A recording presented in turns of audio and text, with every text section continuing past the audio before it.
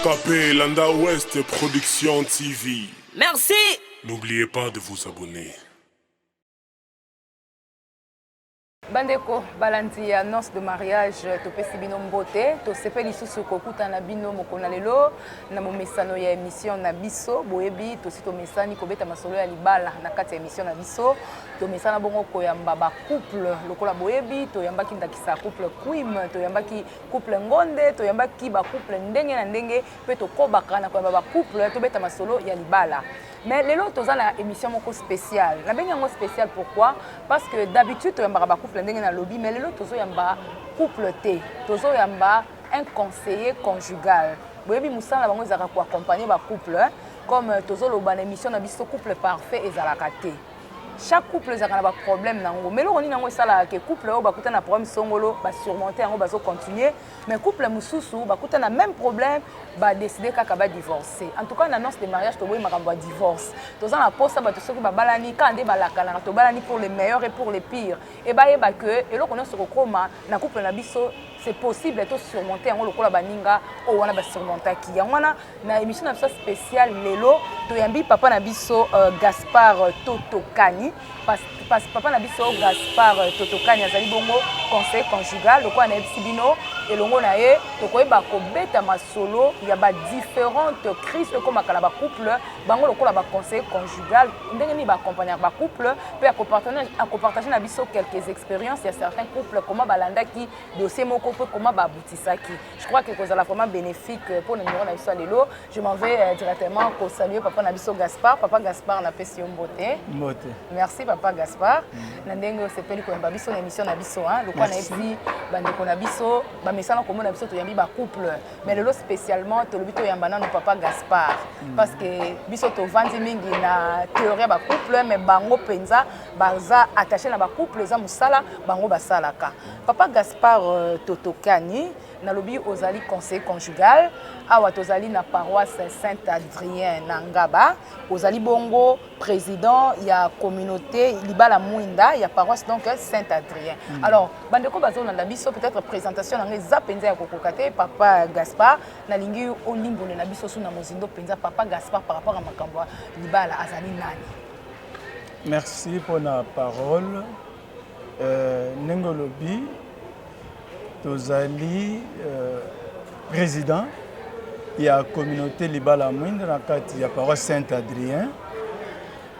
Communauté Libala Mwinde ezali moko ya ba service ya commission ya mabota. Commission ya mabota ezana ba service ebele o etali makambo etali libala. Alors biso tozali moko ya ba service na kati ya commission ya mabota. Bongo service na biso to bengi yango communauté libala mwenda oyo esika nga nazali président ya kati ya communauté libala mwenda na molonga ena ngai soki pe esali ke na minute azate belle sœur nanga azobala lelo bazokende kotika biloko ya libala epa ya noko yango ne coïncide na temps wana moyen tozala na ye ezate ye akei kuna mpona belle sœur, petite sœur naye, nganaza awa pona yamba bino na émission. Merci beaucoup papa Gaspard to pesi aussi matondi na ndengo sepeli ko yamba biso. To lingi to yeba mosala ya communauté libala mwinda na paroisse Saint-Adrien ezali nini? Mosala communauté libala mwinda na beaucoup se penza banda origine ya libala mwinda. Libala mwinda uti na bilenge ya mwinda na tango wana na bilenge ya mwinda bongo esalaki ke baremarka kinini bayaya ya tango wana bamona yike bandeko na kati église toza na deux vocations vocation ya mariage na vocation ya bonganga to mamelo alors sala yike batu oyo bazokende na mariage bayaya bamona yike c'est comme si bazaki délaissé bazaki penza cadrer penza profondément par contre bao bazokende kisango to mamelo prise en charge na bango formation bazako zongo denka yoki vocation wana ndeka yoki vocation wana akoti na kati ya groupe d'aspirants babandi ko encadrer même na école secondaire ti na tango akende okoma nganga nzambe to mamelo c'est pourquoi mona po nganga nzambe to mamelo a démissionné za rare puisque bazu formation oyekoki Alors si vous côté bato baza okende na vocation ya mariage ba au mona que justement formation il y a 2 mois 3 mois basali na lobité que formation on va appeler ça 2-3 mois ça kitoko te profonde te mais c'est comme si bandeko za omona que ezalaki penza kokokate yango wana ba yaya ya tango wana bakei kokutana na ba père fondateur ko poser bango problème to moni que biso na batuto ke na vocation mariage encadrement moko malamu zozala te soki to balani bobwaki biso ka bongo toke mais bao bake na vocation bonganga to mamelo omoni formation efanda alors batuni question ndenge boko ko aider biso bato ke na vocation mariage kozwa ko salisa biso ko sala mariage et que ba tenir compte na ba valeur ancestrale tant on a problème d'inculturation po bokoko banzambe bakoko na biso bayebaka nzambe bayebaka bango avant que même ndele baya ezana ba valeur ya bokoko eza penza malamu o ezali ke na kati ya libala ekoki kozala oyo akoki ko profiter nango même nangonga oyo ba valeur ya mabe ya makamba mabe ezalaki mais ezalaki pe na ba valeur oyo esengelaki ke ko profiter nango to ko vivre alors ba sango wana o baza lokola ba père fondateur na tango bandeko ba poser problème wana ba kende ko raisonner ba komi ko kanisa na ba préoccupation ba grand jeune na tango wana nde plus tard ba yoko zwali kanisi et puis lokola pape Jean-Paul II na tango wana ayoko kanisa po ayaka 2 fois awa na Congo en 1980 na 91 alors bayaki côté sur les tâches de la famille chrétienne moi ba maté ateyaki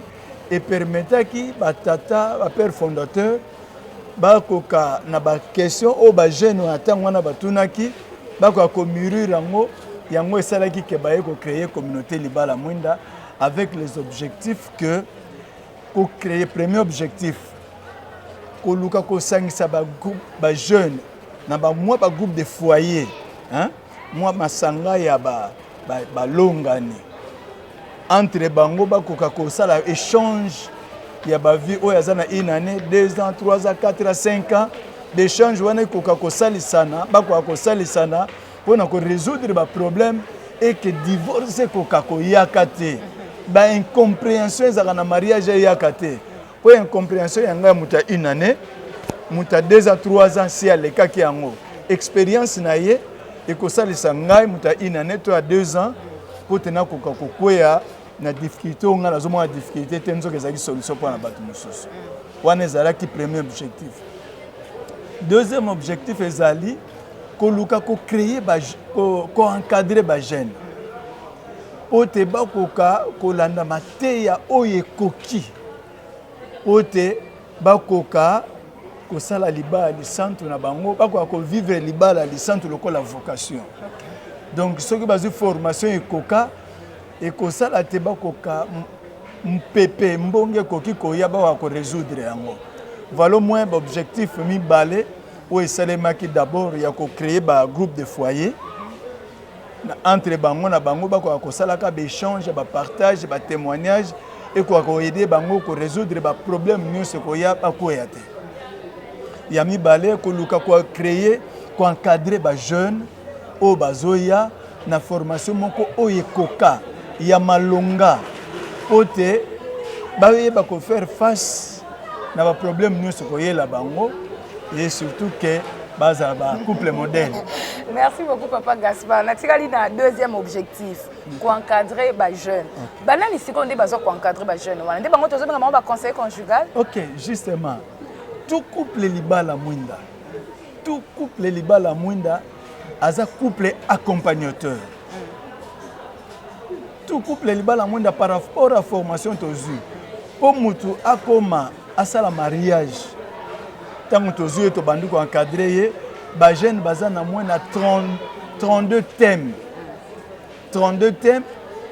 Na kati ya 32 thèmes, ezana ba différents thèmes oyo ezali ko sala ke ba problème nyonso to kuta na nango na mariage bakoka kokutana nango wana mpona bajeune oyo baza prêt na fiançaille bajeune oyo baza prêt mpenza te mais vocation wana ya kosala libala ezali ndenge bamasseur bamamelo avant koma nganga nzambe to nini vocation ebani bakomi na nganga nzambe te alors préparation wana eza préparation éloignée yango tobengi bango baprétendant na bamariage mais oyo bakomi préparation prochaine eza baoyo bafiancé alors bafiancé baza na 32 thèmes baprétendant baza na 38 thèmes alors pour dire que jeune nyonso alandi formation ya libala mwinda il est capable ya kozala couple accompagnateur na bajeune nyonso bazoya nsima to mpe bandeko moko baza na baquartier na bafamille baza na problème ya libala tokoka koaider bango bakoka kolongwa na badifficulté baza nango puisque parmi les 32 thèmes eza na bathème oyo tozotraverse ya badifficulté ya babonheur puisque le mariage pour moi eza soki mariage eza kaka bonheur na mona yango eza mariage te mariage eza kaka malheur eza mariage te mpona ntango tosalaka bilako ya mariage tolobaka na pasi mpe na bisengo donc ntango fo toyebaka ke mariage ezali pasi na bisengo eza bana mapasa seri moko tokozala bien tokofanda bien tokozala mituka mapango seri moko mpe bamalade ekoya baincompréhension ekoya c'est ce qui fait le mariage alors mpo koma na niveau wana esengeli ozwa formation moko ekoka mpo oyeba kofaire face na nini wana donc tout couple libala mwinda il est couple accompagnateur soit conseiller conjugal akoki koaccompagner. Ok, Papa Gaspard, tout ce qu'on va ça fait déjà combien d'années depuis que vous avez solo et Maramba Libala? Eh oui, merci. Dans le 9e mois, nous avons 25 ans de mariage. Ngai na molonga nanga Rose Mabanf tout au cas. Oui, 25 ans de mariage, mais par communauté Libala Mwinda. Tu as fêté 39e anniversaire. Ok, 39e anniversaire. Pourquoi on a lobby Papa Gaspard, dans l'histoire annonce de mariage, tu partages la crise, le couple, le couple, maman a dit que les gens qui sont comme yo lobby, les alaka bomengo bomengote, les alaka pas-cité. Les gens qui écoutent la crise, les gens qui écoutent la bomengo, mais il faut que les partenaires soient soudés pour continuer à vivre les gens na bango. Si vous Papa Gaspard, tu bandi pena maso na biso, wana tozali ko présenter communauté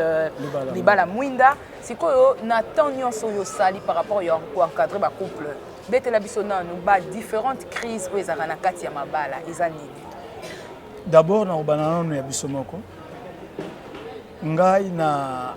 molonga na ngai selon formation tozwaki na libala mwinda esaisaki biso na bali libala nazaki chômeur. Ok. Dieu nous a fait grâce avec Bamateya, Onyoso Tozwaki, Toebaki Kosala moi économie na biso, Tindengeza Osalake, na kati ya chômage, bien que zaki moment période zaki quand même moins bien par rapport à Sikoyo, Tobala na ba chômeur. Aujourd'hui, papa, tu sonnes le quoi conseiller conjugal, mais le quoi la obéti ni solo ya obala na koza chômeur. Aujourd'hui, mon adot oui, na bala na ki tobala na ki tozaki ba chômeur, mais nazala ki mutu déjà technicien, électricien de formation. Okay. Bah misala qui na société boy, nazaki na monté. Mais moi misala OK, coup de main ba bengi OK. Au sali moi installation, tout ça, ba biloko wana nde moi économie ma fiancée na ngai pe na ngana aza ko déblier côté cas tout ça pour permettre que tout ko ça équilibre mais au moins nazaki na musala boye penete ya salaire mais nazalaki technicien ezalaki kaka parenthèse tofongolaki po tokoka moto mosusu alinga bala atie dot na moto ya bato fo na moto ya bato bafaire part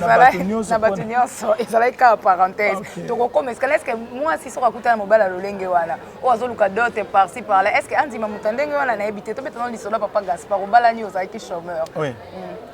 ntango tobalani tozalaki bachômeur Nzamba sali biso grâce juste un mois après mariage Nzamba bénir nga na musala. Na musala na société moko Safricas na sala kuna pendant 15 ans. Et moment où to fandaki et surtout que to landaki formation na biso ndenge sengeli ezali kitoko mingi puisque eloko nini tozangaki oyo nyonso ekokaki kozala lokola besoin na kati ya libota tozalaki nango mwasi na ngai aliaki normalement alataki normalement nga moko mpe bana na biso nzambe apesaki biso tobotaki na ekara ba 3 ans batangaki normalement nde après 15 ans baye kokotisa biso na congé technique moment wana toye kovivre 3 ans ya chômage. Okay. Donc crise na kati ya libota. Crise ekoti na kati ya libota na ebandeli ezalaki nango problème makasi te mais ba une année problème mpenza te koma ba 2 ans 3 ans okomi kosentir mpenza ke poids ya chômage et tout ça mais eloko esalaki biso ke ezali koyebana te toza na kati ya chômage na kati ya pasi puisque ngai na mwasi na nga tozalaki vraiment formé. Ça c'est une grâce. Libala sans formation. Ma soeur, je vous dis, on peut réussir penzate. Et là comme munene ngwana pour na kati ya formation. Et là comme munene o ikanga biso na kati ya formation ezali dialogue. Li solo. Soki na kati ya libala li solo penza li solo ya solo ezate. On peut réussir libala te. Li solo penza ya solo puisque déjà natango nazalaki tozali ko sala salaire nanga ezalaki mwasi nanga yebaki yango le mususu batindinga na ke na compte ya Safrika musala na Safrika na Kasango mwasi nanga atikali awa jour la paye koki mais madame kende na musala ke nous ambongo akezwa salaire nanga aye nango akojira ngo ndenge tina ndenge ko nikosila soki naza na besoin ebisi madame maman de salaire wana naza na mwa niongo moto naza na mwa problème akopesa ngai donc nyonso na kati ya lisolo alors yango efacilitaki biso na kati ya chômage puisque na ntango mbongo ezalaki kozwa masalaire nango mwasi na ngai yebaki yango mobimba nango ntango tozokokabola yango ntango tozo besoin libota tokosala yango ensemble alors na ntango nyonso oyo ezalaki lisusu te mwasi na akobanda kokima ngane abana koboya ngane ni puisque mbongo wana ntango yazali kozwa yango ye moko le musaki azwa yango ye nango tofandi to gérer yango ensemble tina ndenge ezosila donc le solo yango permetaki que papa Gaspard expérience notre landi bobandi musala obali mwasi na chômage mais ozaki na ba coup de main na yo ozwi musala après congé technique eza maman déjà azalaki déjà na condition moko ya bien parce que yo otikelaki ozaki na secrétaire salaire yende mtazaki ko gérer makambo nyonso parce que tozali tozobeta masolo ba crise na kati ya ba couple donc tobimisi crise ya liboso eza likambo ya chômage sikoyo pona mama oyo azolanda biso na tango oyo po tokaka mokili balobaka mwasi akokaka na ye pasi te mobali akotani na situation moko boya chômage bazalaki bien et puis à un moment donné chômage ekoti eza likambo ezo causer problème sérieux na kati ya couple po effet ya crise ezo se faire sentir na ndako bana bazotanga te kolia eza pasi mama vraiment akomi na suka ameli pema nayebi te na couple ya lolenge wana soki bazotraverse crise oyo ya chômage bino lokwa baconseil conjugal bon encadre bacouple ya ndenge wana ndenge mama kutu expérience na biso na uti oloba ya 3 ans wana eza lokola lever le rideau hein wana eza lokola générique eza lokola lever le rideau na biso ya 3 ans puisque après 3 ans nazaki musala esika moko ya munene na kotanga kombo te hein pona ba eza malamu penza te esika ya munene ya lokumu nasala yikuna pendant 4 ans bandeko esali ke créer que na longwa musala par respect ya kotanga bakombo na kotanga te créer que na longwa musala na kopesa pe ba raison penza te mais quelque chose balobio ba prière na ezo bebisa misala na biso parmi moka ba raison ezaki nango inutile mais ko banda mukolo wana na longwa musala wana puisque après 3 ans na yo kozwa musala esika na zoloba wana kuna na sala ki 4 ans après 4 ans wana ti lelo siko 8e année naza na chômage na mwasi nanga yango na obike wana ezalaki générique ezalaki enlevé de 3 ans au moins c'est akokaka pas c'était bon akuta mwasi nanga zala okokutana na ye mpe po topartage akokaka pas c'était ndenge nini akangama epa nanga 8 ans na nazwi mosala mosusu te mais aza fidèle na moto aza chômeur entre temps toza na bana bazotanga na kati ya chômage. Ozo comprendre toza na chômage babenganaka bana bekolo wana eza ya biso te. Babengani mpe mwana azongi na ndaku oyebi nini osala te. Kolia pe omona bofandi botia na derimi nzombe le soir. Nzambo biso ndimela utosambelaka. Oyo tokende 8 ans tolala nzala te. Eza problème mpe ya boyambi ya mutu. Tolala nzala te lobi biso ata tozwi kopo aloso moko tobateke tolali nzala. Tole topesi nzambe merci. Mais 8 ans moi si akoka nzala to yanga nene akoki 8 ans. Soki tozana ya ko to ndima te ke ya zana ka te crise 8 ans ngai crise 8 ans puisque c'est moi charge Monique yango Monique moi muke kokita nous ça mais ce moni petite nanga mère a parlé donc en forme on dit matin que azana ka te crise 8 ans. Voilà donc ça c'est quoi gestion il y a situation de chômage. Comment gérer crise wana to bengi chômage na kati ya couple? Au départ, il y a le problème ya dialogue. Ce que moi sina mobali bayebaki ko solola na bo solo te. Na kati ya foyer na bango ba ko vivre biloko pona tango ba okota na kati ya difficulté. Ce que mobali alobi nazana eloko te. Moi ça ko ndima te. Po pasi bandima karare ke papa zangaka. Okomona bozana butu bobolali o nyoso zaki nango bimiso pesi. Mais na tango bolamuki ozolinga maman mais papa bongo lelo ma tomela tite mais entre temps yebi ke nyoso yango no bimisaki lobi. Ozo comprendre mais soki au départ lisolo na bino ezalaka flou ezalaka clarté et ko sala ke ba incompréhension ko zalaka mais soki déjà lisolo na bino dialogue na bino ezalaka sincère. Et si moi si que nazana eloko te rose ne naza o naza nango 5000 nazui yango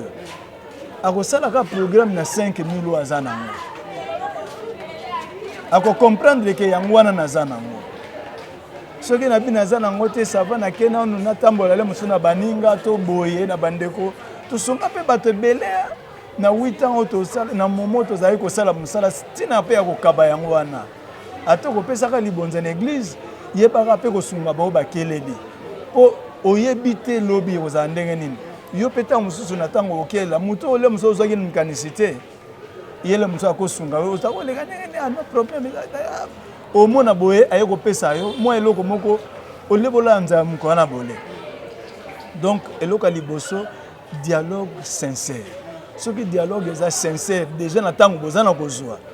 et ko aider bino plus tard na tango bokoma na ba difficulté compréhension kozala ezala côté ya maman ezala côté ya papa. Bon siko pona li couple oyo erataki base wana po biso mingi tozolinga to bimisa ba crise wana pona ko sunga bandeko bazolanda ba mona keza yango surmontable. Papa Gaspard olobi soki au départ déjà dialogue ezalaki sincère tant ba koma na crise et ko sunga bango mais siko couple oyo erataki déjà les départ wana mais baza quand même ba marié et ça que couple bango kufa po ba rataki eloko wana siko bango solution na bango ezani déjà au départ mobala azaki na ko kosa azaki ne sincère moi c'est ayebi et tu déjà moi si difficulté wana ya konzima ka mobali ata za na ngote moi ça zonzima te siko couple na bango bika ndenge couple po ebika babaka muto azana posa ya zongo muto azoleka libumu yende muto azana posa ya zongo ozo comprendre couple ezana difficulté bayoka sonité puisque partout na ba paroisse nyonso ezamba réveil ezamba biso na église catholique il y a des couples dignes ba couple baza formé ba couple baza na moins expérience ezate faut que na ka ko partager na papa na yo to na maman na yo même so ko partager na papa na maman na mais na base moko ya formation ya makasité expérience yo zo traverser ta mo papa na maman na batika ko traverser ngote mais ezana ba couple oyo baza formé bisika yazali aluka mona bango a poser problème soit mobali akende ko poser problème soit moi si mutaza lésé akende ko poser problème tant à partager na conseil conjugal wana za formé yesi comme mutako luka ndenge nini ya kokota en contact na tous les deux couples après avoir peut-être ya kosolola à côté ya moko na moko pour ayeba penza version ya bien moi c'est na tango partager na yoki na koluka pe à côté na yoka mobali à l'écart na partager na ye na yoki sikoyo koye salisa ngai na koka kosangisa bango mibale sikoyo à partir bango mibale na koyeba vérité sike ezanini po le musu ndenge tosololaki à côté maman koza biloko mususu alobaki abeneki azaka côté na ye ntango mosusu papa na partageaki abeneki azaka côté na ye mais na ntango tokoki kozala ensemble vérité ekoki komonana na maloba oyo apartageaki ekoyeba kosalisa ngai nazala équilibré nayeba sikoyo nani alobaki solo nani alobaki solo te à travers na yango lumière c'est la parole de Dieu. Okay. À travers la parole de Dieu tout y est ekosalisa ngai na ekoka koyebisa bango selon liloba ya Nzambe à part liloba ya Nzambe selon expérience oyo nga naza nango soki expérience wana nga naza nango te eza na boko ba couple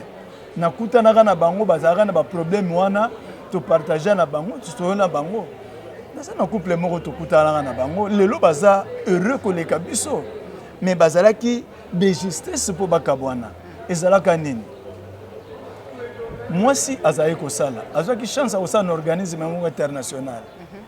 mwa mbongo azalaki kozwa azoéconomize papa mobali baye komona no fo tosomba mutuka basombi mutuka mobali moto akei osomba mutuka yango baproblème na baproblème ese osilisa mbongo ezotambola mpenza te alors ntina ndenge efandaki mwasi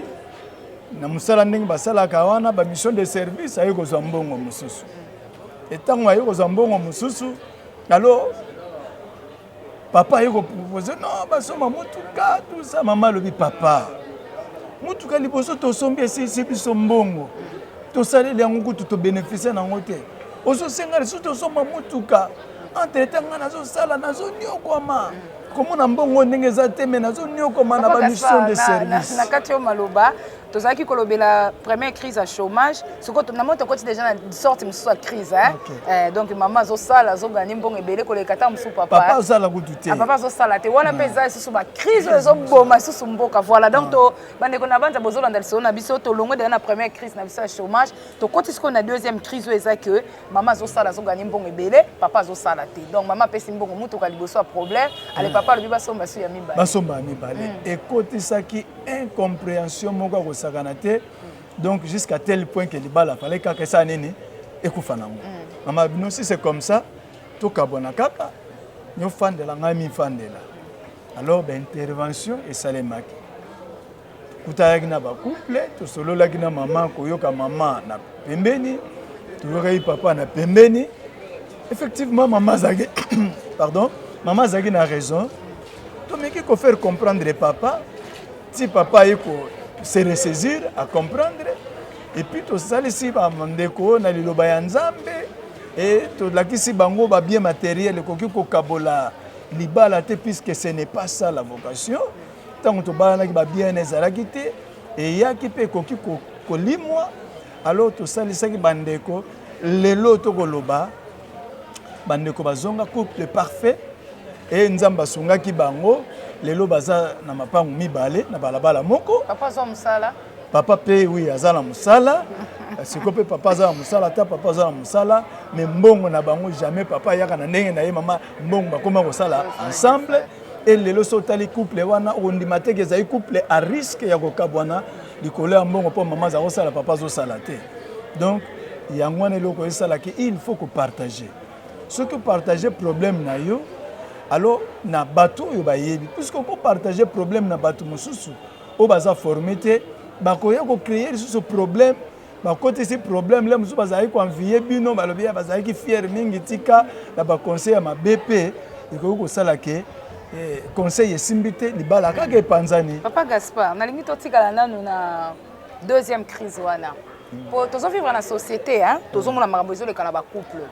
déjà basi na basi soki bavandi entre bango baconstate eloko moko nayebi te so baza na raison ya yo lokola oencadraka bacouple ntango mosusu lelo okolakisa biso eza ya lokuta basi bango na bango soki babali soki plutôt bavandi bamonake de la part ya mobali kota mibali soki déjà mama azosala esika bien koleka mobali on dirait déjà bapapa basepelaka te créaka déjà eloko moko na motema ya bapapa nayebi te ozoloba nini na likambo wana c'est faux eza vrai te ekozala vrai ekozala faux Ce qui n'a lobby est faux par rapport à couple baza formé.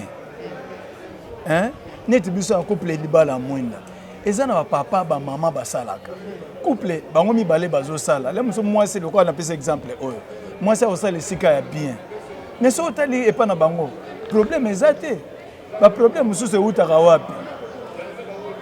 Et utaka na ba famille o biso to bengi ba next. Tant ba yebi ke mwana bango mwasi yende mutasala ke sika bien azana mbongo ya za bien. Deuxième crise ebimisi sous. La deuxième crise est sous crise. Sous crise. Biso na communauté libala mwina to bengi bango ba next. Et cause la papa ya mwasi to a mobali, to bandeko ya mwasi to a mobali, bango ba yebi ke ndeko na biso sala ke sika bien azana sala ko leka mobali po yebani. Alors bango ba banda ko luka ko influencer, yango peut-être biloko wana ekoki kozala. Mais ba oyo baza formé. Le quoi n'est pas zolo babisa na communauté libala mwina puisque bazu forme moi ça mobile bazu formation ekoka po bino oto bengi ba next boya ko s'ingérer na o etali gérance libote za passe yango monela musuba kanisa mama saila papa zakala to papa saila mama zakala po moko bougete papa gaswazela o bungisela nga balandi mususu po mulandi mususu so na biso atikali kana mwana lobi et puis aza perdre la biso te expliquez là nous Zakala eza ba kisi ba o ba yebi nzambe te baso ba yebi nzambe te za ba jeune fille ya lelo eza ba mama na biso mususu ya kala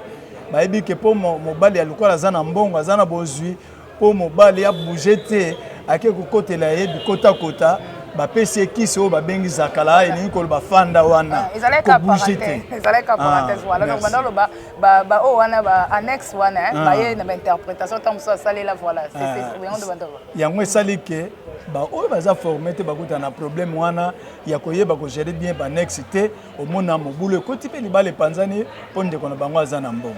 Papa Gaspard, ils sont indication bazo signalenga que tant na comme na suka. Bana to bana ke mission na biso ti to comme na suka na moni ozo insister na eloko moko zo lobaka couple so que za formé te. Couple so que za formé te. To ko kapenza ko lobilango lelo en long en large te pour des jeux biso ba chapitre eza ebele. Mais ce qui ndeko azo landa biso, papa o abala, mama o abala, azo landa biso. Aza muto aza na kati ya libala. Eloko nini esengeli ayeba. Na yebite so comprendre motuna nanga donc eloko ezosala base ya couple notion ni na koza nango de base o ekosala ke bate la couple na yepe esunga ye a transcender ba différentes crises ko kutana nango nakanisi ba o nyonso bakoti na libala ba o nyonso bakoti na libala ndenge nga na yebi na biso na église catholique baleka toujours na formation hein neti na commission mabota formation za au moins 3 mois eza na baba thème bapesa kuna et daka tous les deux conjoints bayeba nini bakoki ko faire face na libala mais na biso na kati ya communauté libala munda nous sommes plus approfondis na ba thème belé par rapport à la vie actuelle na ba réalité actuelle auto okuta na ngona mabala yango za biloko to traitaka alors yango to bike ba o nyonso baleka na nzela libala o bazu formation et loka liboso o ko sala ke ba ko faire face ezali dialogue li solo ya solo puisque ma solo ezalaka mais li solo ya solo oyo oyo kosa muninga te li solo ya solo mwasi aza ouvert na mobali aza ouvert na mwasi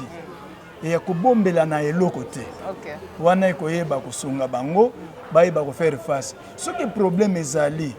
na kati ya li solo problème nous se trouvera solution ce qui li solo ezali te ata ndenge nini problème ekozama te en dehors ya wana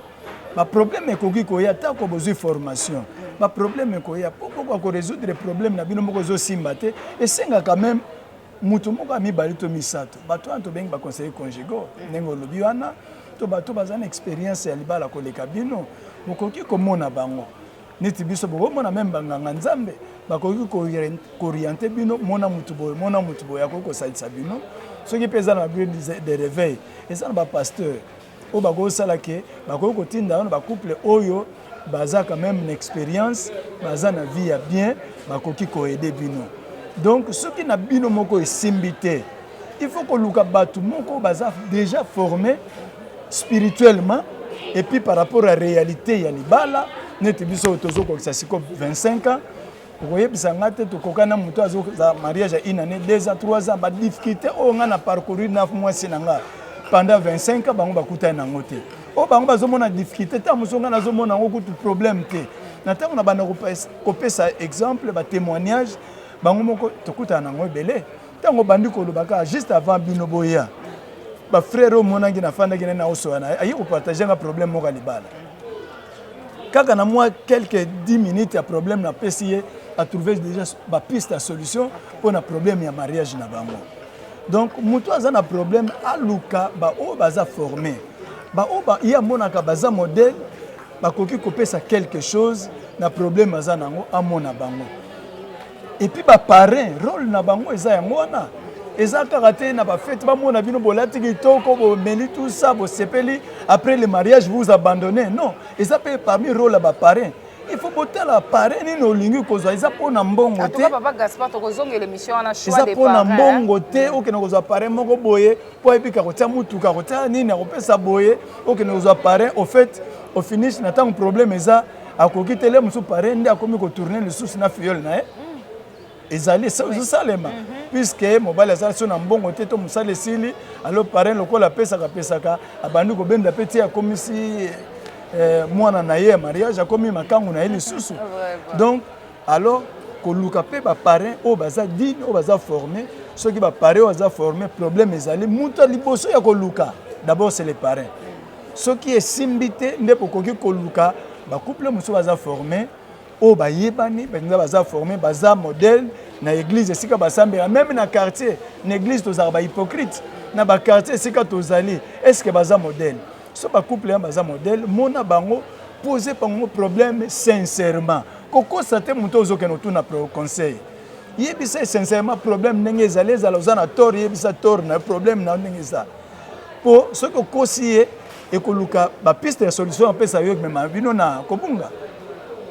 partager problème na yo sincèrement ndenge ezali pour permettre bango bakoka ko encadrer bino pour problème objectif ezali bala ekoki kokufa te pona kozanga mbongo pona chômage pour azobota te pour ndeko mwasi pona infidélité koya pona nini soko za formé te non netenga siko 18 25 ans tozokende petite wana kangama na ngapo na nini papa Gaspard ngapo na navana ya kozwa ye na bondelaki mokonzi ngabi na koyeba nzoto na nga ekoyeba mwasi mosusu kaka ti mokolo na kosala libala lisantu est-ce que ko imaginer combien de temps na sala ta moko ya trêve ya singleton ya célibataire avant le mariage j'ai fait 7 ans na bisi nzambe nzoto na nga na koyeba ngo kaka mwasi oyo na kosala na ndako pendant tout ce temps j'ai fait 7 ans na yebi mwasi mosusu te mais na kati ya paroisse tuna bato bayebi nga nazali lokola werason mpo nazalaki na orchestre monene banzembo ebele nasalaka bakorale nateyaka mpe donc nayebana makasi quelle sorte ya batentation nakutana nango te pendant 7 ans mais na résistaka tina mpo nazalaki formé na ntango naye kozwa mwasi na nga même infidélité ekoki koya mais ezala cause ya kokabola libala te mpo yezu atunaki ya nano asala kobota bamba libanga liboso bavieillard bakimaki mpo bayomonaki bango mpe bazalaki concerné alors même infidélité ekoki kokabola te libala mais tozoconseille yango te mpo moto akoma na infidélité c'est que formation ya malonga ya base eza te yango esali ke mobali aza na mosala te to mwasi aza na mosala te akomi kokende gauche à droite mpo alesa mobali alesa bana puisque la formation n'y est pas mais soki formation ezali infidélité mpe koya te en tout cas papa Gaspard makambo eza ebele akoloba mais tokomi na suka tosepeli mingi mais nayebiki eza na bapoint ebele otouche tokozongela yango bashoi baparrain bamakambo ebele ebele olobi awa je crois que tokozongela yango susu objectif kaka ke toboyi makambo ya badivorce toza na mposa bacouple bazala consolide batikala debout pour que babunda balonga mabala na bango en tout cas merci beaucoup papa Gaspard totokani na ndenge osepelaka babiso merci beaucoup merci et tokotelema kaka mpo libala ekufa te e losambo na biso yango wana na baoyo toyebi na baoyo toyebi te tobondelaka butu moi bayebabalani batikala ntina suka liwa kaka ekabola biso quel que soit ba difficulté tokokuta nango, quel que soit bisengo tokokuta nango, mais les institutions nzamba sala ngo po etikala moko atika moninga na liwa mususu atikali liwa pe memi nde libala etikali bana batikali so babota ndenge bango balobaka tango balata bapete jusqu'à ce que la mort ne sait pas kaka liwa nde muto yoka liwa mutu te. OK.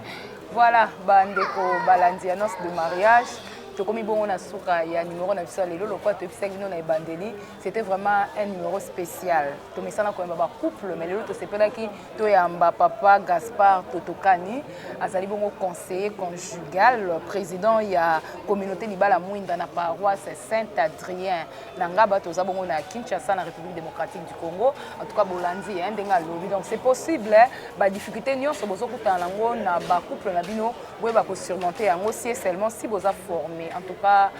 vous battez la main na bino malamu bo ko bana ko na biso bo ko sala toujours édifié to sengi na bino pe bo continuer ko s'abonner na chaîne YouTube na biso West Production TV to pe na page Facebook na biso toujours West Production TV. Merci na ndenge bolandi biso, rendez-vous au prochain numéro. Bye.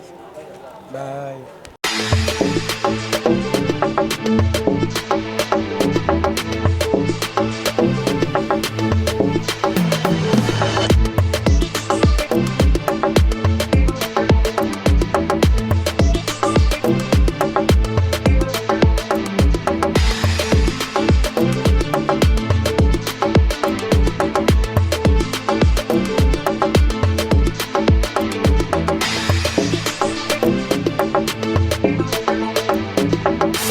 Yokapé Landa West Production TV. Merci.